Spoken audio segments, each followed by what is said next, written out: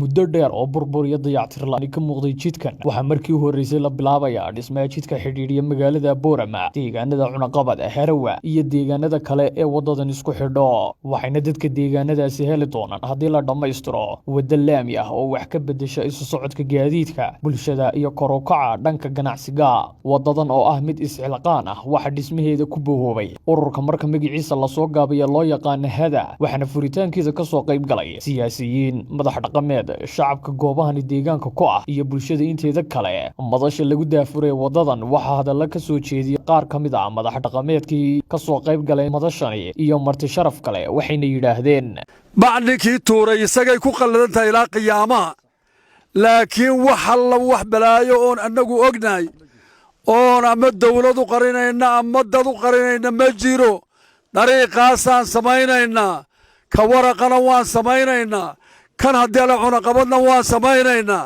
ka cunaqabad baan haddii la sii hadalado saarnay aqlabiyadda sababto ay tahay waa caalami ilaa biyo kulul ilaa diri dhabo ilaa dambal oo ilaa dhar wanaaje meel walba wuuna ka fudud yahay wuu ka samayn dhib yar yahay bariiskiisaa hawl yar dhulka uu marayaa ka hawl yar dhulka kale waxaan leenahay dadweynaha dibadda jooga ee dalka ka tirsan ha soo sameeyaan waddada dadweynaha hadalada ku nool intaa dhulka aan sheegay ha soo sameeyaan waddada intayada Boorama iyo hareeraheeda joogtiya beeralaydu ha samaysa waddada waxaan leenahay labada waddaba waan samaynaynaa Boorama isugu imanayaan waxaan leenahay haddii la rado nabadgelyadana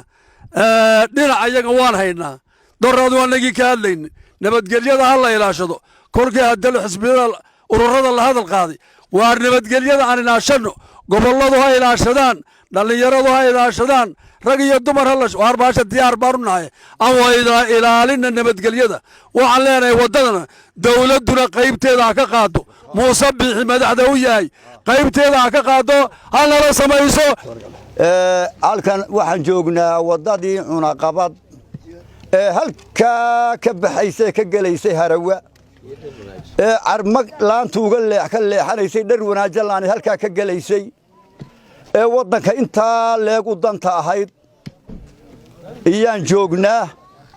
waa naga iskugu nimid waa la samaynayaa dadka samaysanaya wixii dawladdu ku soo biirin kartana way ku soo biirinoo waa dawladayadii waddadaasaan maanta xafladaan haynaa waa waddada hadalla yaryaroo meelahan laga yirina meesha waan kula kulannay dee nin wadda samaysanaya maanta la odhan maayo waxaasuu ku jiraa waddaan samaynaynaa ninkii yidhiowna waad is og tahay wax soconayaana ma jiraan waddada xaggaasay noqotay waddadana Gadabuursibaa leta xaggaa maraysa waraqana Gadabuursibaaloo labadaba maanta Gadabuursi wuu samayn karaa waxba iyaan la isku dhuundhuumanin labadaba waa la samayn karaa dhulka nabadgelyaa ka jirta dawladda og dadkoo dhan baa og Gadabuursi og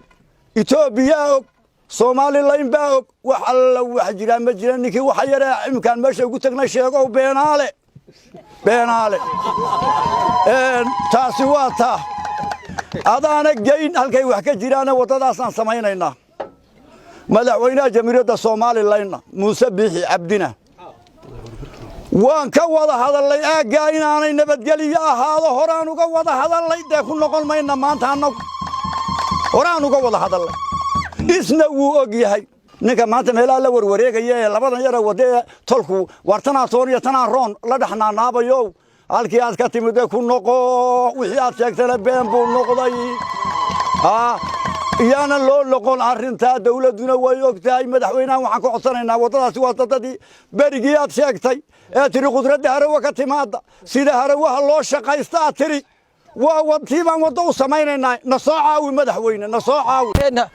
inooga yimaaday Itoobiya halkee inoogu badan miisaankan qaadnay kaabu ahaa midaan Boorama garab marinaynana maahina labada waddaba labaduba Boorama ayay galayaan dhar wanaajana way marayaan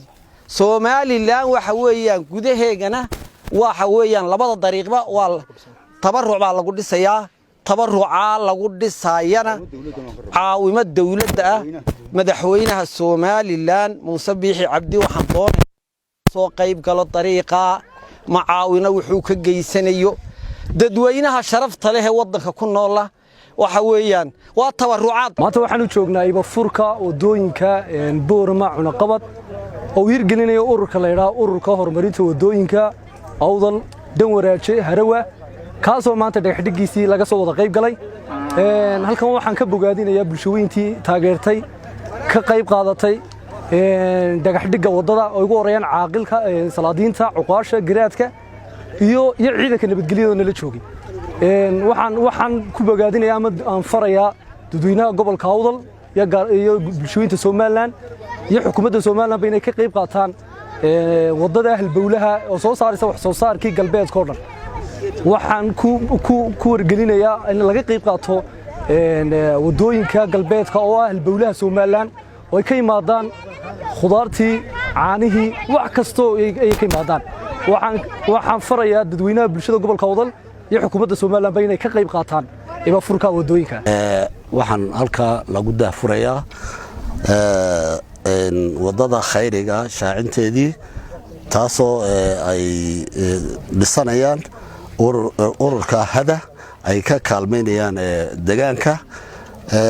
dadka deegaanka iyo cidii kale wax ku darsanaysan waxa loo bandhigay inay ku darsadaan waa khayri wax alla waxaan khayri ahayn oo halka ku jira ma jiro waan ku faraxsanahay gacan baa ku siinaya waan ku faraxsanahay ta intii ka horeysa maanaan arag wax noo soo halgaman wax noo soo galgasho wax noo yimaado waxaan ku faraxno